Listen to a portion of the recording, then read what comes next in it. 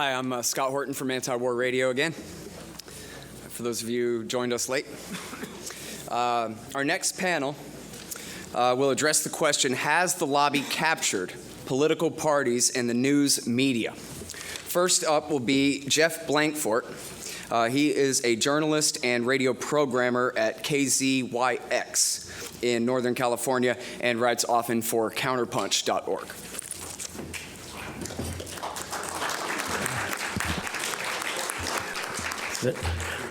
Thank you very much. The question I've been asked to address today is, quote, are there Israeli lobby gatekeepers and damage control squads on the left?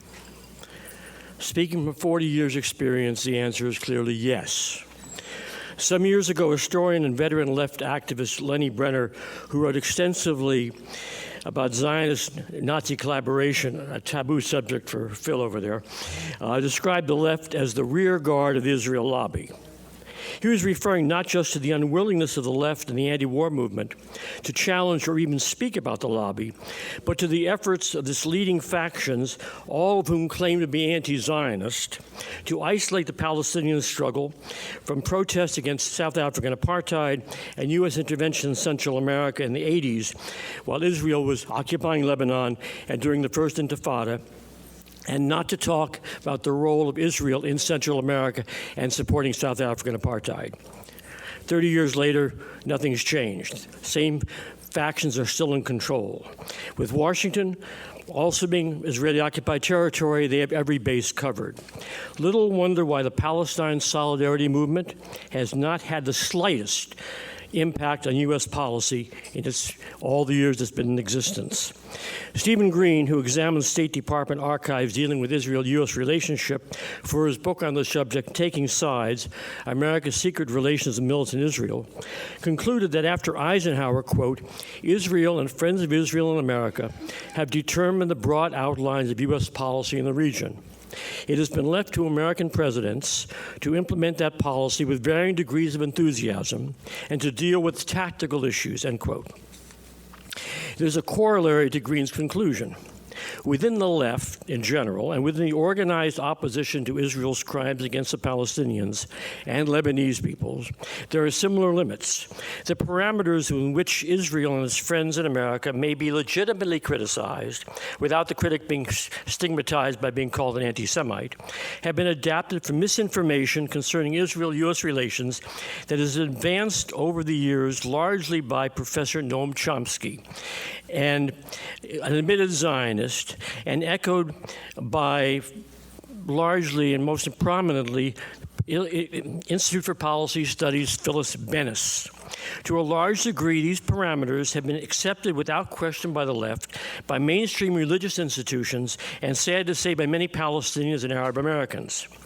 They have been spread and enforced by an influential handful of Jewish activists, most notably Bennis, who appears to play an important role behind the scenes with Jewish Voice for Peace and U.S. Committee to End the Occupation, the two most prominent and well-financed groups dealing with the Israel-Palestine conflict on the opposition. In the media, where Jewish domination of this issue is observable, as the late Alexander Coburn once said, Democracy Now!'s Amy Goodman has been of incomparable value as a gatekeeper for AIPAC and the American Jewish establishment, about which I'll say more in a moment. Given the time limits, I'll focus on two of the most important of what might be called the Chomsky parameters. The first is his insistence that Israel is backed by the U.S. because it is a strategic asset, America's cop on the beat in the Middle East, he has written. And it will not undertake any major action without the approval of the White House. This is simply wrong. It's also the U.S., according to Chomsky, that has led Israel in rejecting an agreement with the Palestinians, implying that Washington's opposition to Israeli settlements is a ruse, another falsehood. His distortion of the facts on the ground became enshrined in stone for the Solidarity Movement in 1983 with the publication of his book, The Fateful Triangle, the United States, Israel, and the Palestinians. That an Israeli soldier is yet to shed a drop of blood on America's behalf, and that Bush's father and son paid off Israel to stay out of both Gulf wars, hasn't dissuaded Chomsky or his followers from adhering to that position. The result of this, from a political standpoint has been that the left has allowed members of Congress who publicly support Israel, particularly Democrats, to go unchallenged if they are considered good on other issues. In the fateful triangle, Chomsky didn't spare words describing atrocities committed by Israel during the 1982 war in Lebanon, but in a clever bait and switch, he placed the ultimate blame for those crimes not on Israel, but on the U.S. for providing the weapons to commit those crimes. The weaponry was provided, according to Congress, not because of pressure on Israel by AIPAC, but because the Reagan administration approved the invasion. What's telling is there's no mention of AIPAC in his entire book. That a possible reason for Chomsky placing the blame for Israel's crimes at the foot of Washington and the willingness of Israel's critics inside and outside of the Jewish community to accept it is that the alternative is something a few of them, at least publicly, will acknowledge, that those responsible for the plight of the Palestinians were the Zionist Jews and their supporters around the world, who, backed by no imperial power, carried out the ethnic cleansing of Palestine in 1948 and the capture of the West Bank and Gaza again in 1967. To fit that war within his analysis, Chomsky described Nasser's defeat as a, quote, favor to the United States. He's frequently said that after 1948, when Israel declared statehood, it was as legitimate as any other state and should be recognized as such by the Palestinians, implying that the theft of their country, their being expelled, and the destruction of 500 Palestinian villages was something they should put behind them. Most critics of Israel, Jews and non-Jews, don't want to acknowledge Jewish culpability for the Nakba because the notion of blaming the Jews has an ugly historical precedent, and they share the fear of provoking anti-Semitism. Thus, on the altar of protecting Jewish sensibilities, the oppression of the Palestinians continues, as does AIPAC's occupation of Congress. Downplaying the influence of the Israel lobby in determining U.S. Middle East policies is the second of Chomsky's parameters and flows from the first. For him, the lobby is just pushing through an open door. I don't write about it, I don't talk about it, he once wrote in explaining why he wouldn't debate the issue.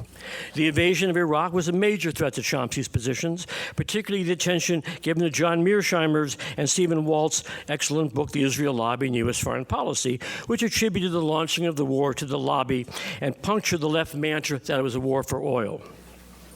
In response to that book, the first on the subject, released by a major publisher in more than 2 decades, the rear guard rallied its forces, essentially linking arms with Alan Dershowitz to dispute Mearsheimer and Walt's thesis and sully their reputations.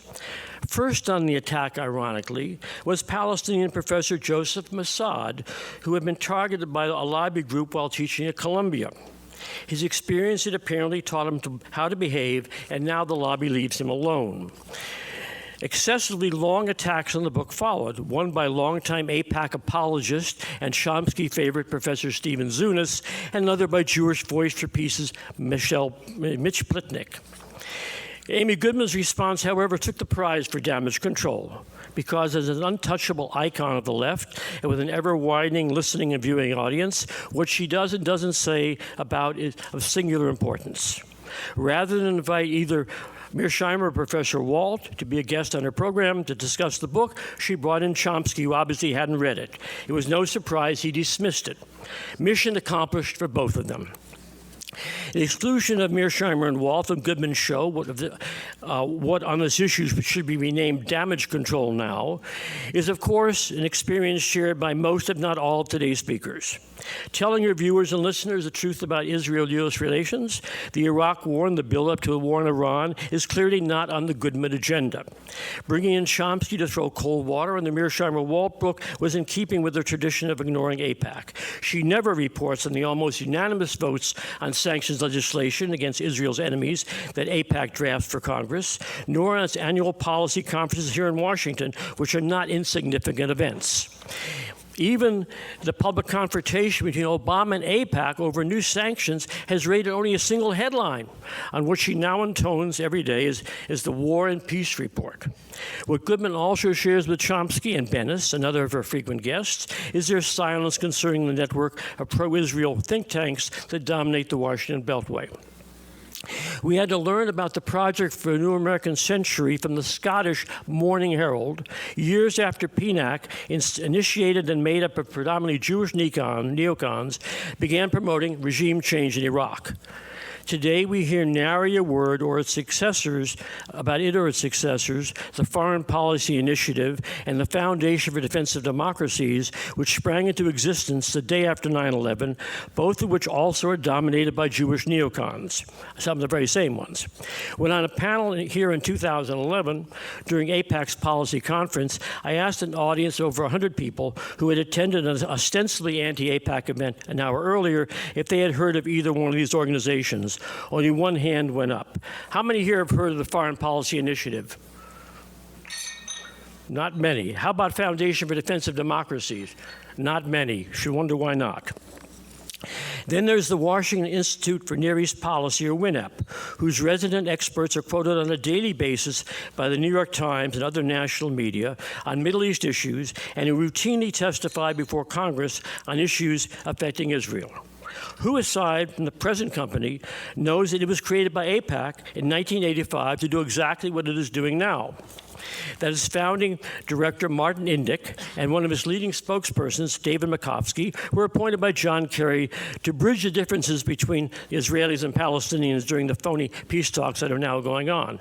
That should be news, no? No. Not at least for the mainstream media, nor for Chomsky, Bennett, or Goodman, nor for their followers, nor for the left, nor for the Palestinians who they have managed to fool. In a biography, Colin Powell blamed the war in Iraq on, quote, the JINSA crowd, the Jewish Institute for National Security Affairs. How many readers of this book have ever heard of it? How many people outside of this room? That it has been around since 1976, and that Dick Cheney, Richard Pearl, Gene Kirkpatrick, Paul Wolfowitz, and former CIA Chief James Woolsey have been among its members should be news. No? No. Not for our damage control trio and those who worship them uncritically. One may argue that they know their audience and only say what their audience wants to hear. The role of the gatekeepers is to keep it that way. In 1991, speaking in Berkeley, Chomsky was asked by an Iraqi American in the audience about the role of the Israel lobby in pushing George Bush Sr. to attack Iraq in 1991. To the loud applause of his fans in the audience, Chomsky said the lobby played no role. It wasn't true, but it was what they wanted to hear. Chomsky's fateful triangle was a polemic designed to prove that supporting Israel has been high on the agenda of every U.S. president that followed Eisenhower. When it hasn't, he simply ignores it. That's why there's no mention of Kennedy in his book. Kennedy strongly opposed Israel developing a nuclear weapon and was the last president to do so.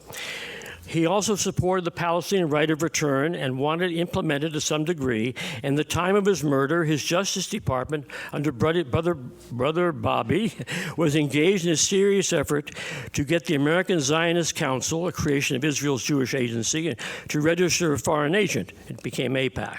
All these positions were red lines as far as Israel was concerned. Why didn't Chomsky mention them in his book or mention them since? Why also didn't he mention Gerald Ford's delaying a major weapons shipment to Israel in 1975 for 6 months when he refused to disengage from Sinai land captured in the 73 war, and Ford's concurrent threat to call on Israel to return to the 67 borders, which AIPAC was able to stymie. Later, he'd tell his readers that George Bush Sr., who went on national TV to block Israel's request for $10 billion in loan guarantees, and who, when vice president, wanted to sanction Israel both after it bombed the Iraq Osiris reactor and after invading Lebanon, was ardently pro-Israel. Chomsky said he was pro-Israel. The Israelis would find that very ironic. Matter of fact, Moshe Ahrens wrote a whole book about attacking George Bush Sr. I believe these historical errors and omissions on Chomsky's part are not accidental any more than those of Goodman or Bennis. We have to answer them with the truth, and this conference is a way to begin. Thank you very much.